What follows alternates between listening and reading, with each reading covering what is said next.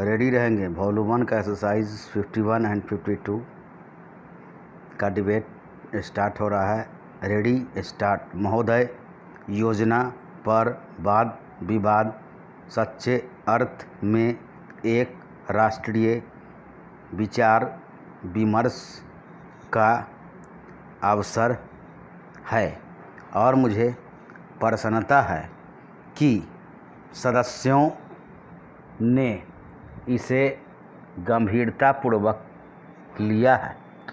हालांकि इसकी आलोचना भी बहुत हुई है, लेकिन ऐसी आलोचना सुनने के हम अभ्यस्त हो चुके हैं।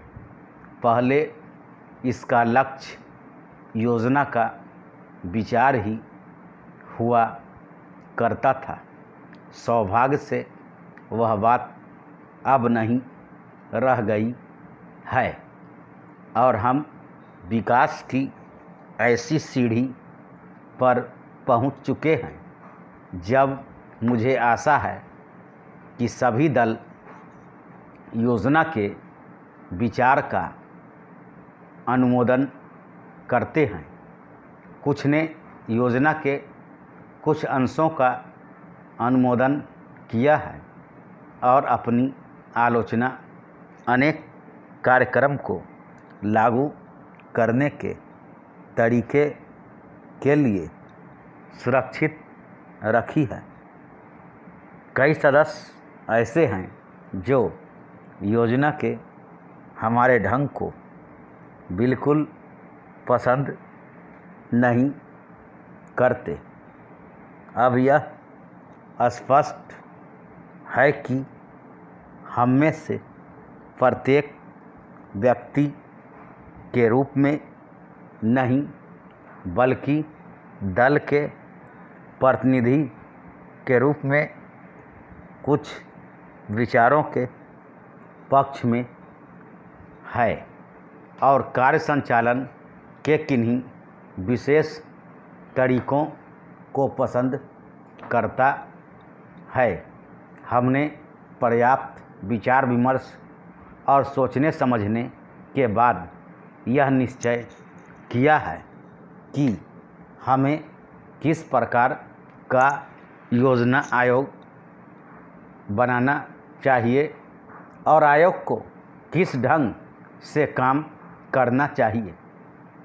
योजना आयोग में निर्दलीय, स्वतंत्र विचारों वाले और गैर राजनीतिक विशेषज्ञ होते हैं, लेकिन वे पूरी तरह से योजना के लिए जिम्मेदार नहीं होते।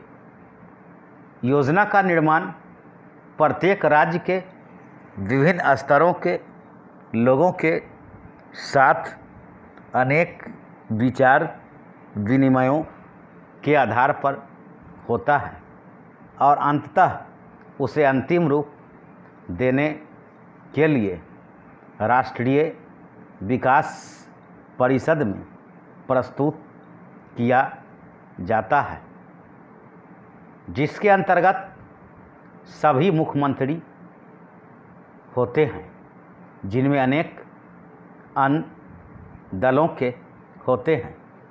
वे मिल बैठकर अपने विचार व्यक्त करते हैं। यह ठीक है कि इन बैठकों में मतभेद भी होता है, जो सामान्यतः योजना के तरीकों को लेकर नहीं, बल्कि अधिकांशतः इस पर होता है कि किस राज्य को कितना पैसा मिलना चाहिए। हम जानते हैं कि हमारा कोई भी ऐसा कार्यक्रम नहीं है जो हमारी पूरी जनसंख्या की आवश्यकता के लिए पर्याप्त हो। सभी समय उपलब्ध साधनों और जनता की आवश्यकता के बीच सामंजस्य के लिए प्रयास करना होता है। यह सोचना होता है कि क्या किया जाना चाहिए अथवा एक दूसरे क्षेत्र के लिए क्या किया जाना चाहिए। कुल मिलाकर यह योजना अगले 4 वर्षों के लिए प्रगति का घोषणा पत्र है। हमें कुछ अनुमान है। महोदय, यद्यपि योजना के अंतिम रूप पर यह औपचारिक बहस अब हो रही है। हमने योजना के प्रारूप के बारे में काफ़ी ब्यौरेवार विचार किया था।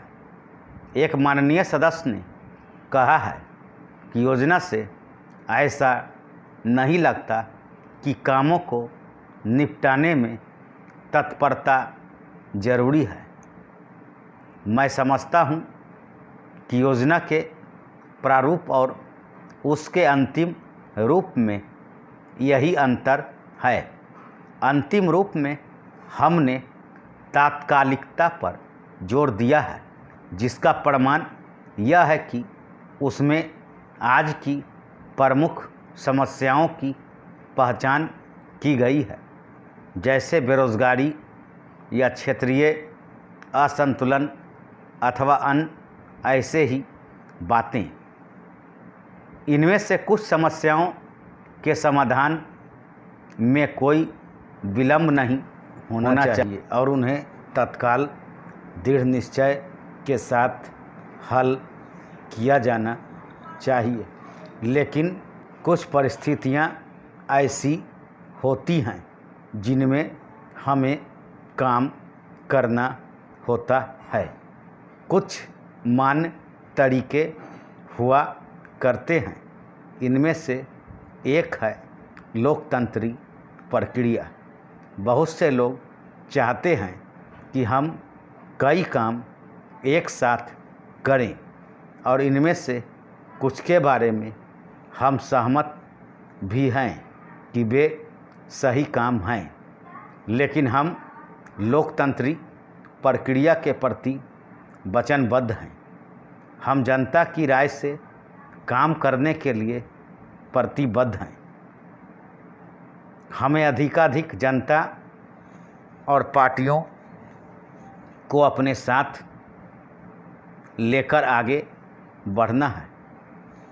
मैं समझता हूँ कि अगर इससे हमारी गति कुछ धीमी भी रहती है तो भी हमारी प्रक्रिया को बल मिलता है और हम जो भी काम हाथ में लेते हैं उसे बल मिलता है। दूसरा तरीका मिश्रित अर्थव्यवस्था का है, जिससे शायद कुछ ही लोग सहमत नहीं हैं, लेकिन जिसे हमने अपने लिए निर्धारित किया है।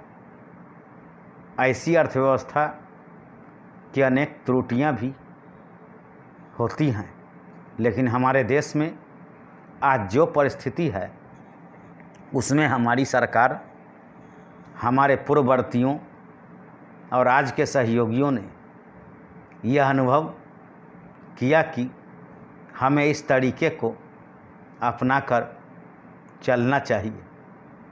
मिश्रित अर्थव्यवस्था का अर्थ मेरी समझ से यह नहीं है कि कुछ समृद्ध परिवारों को इसका लाभ मिलता रहे।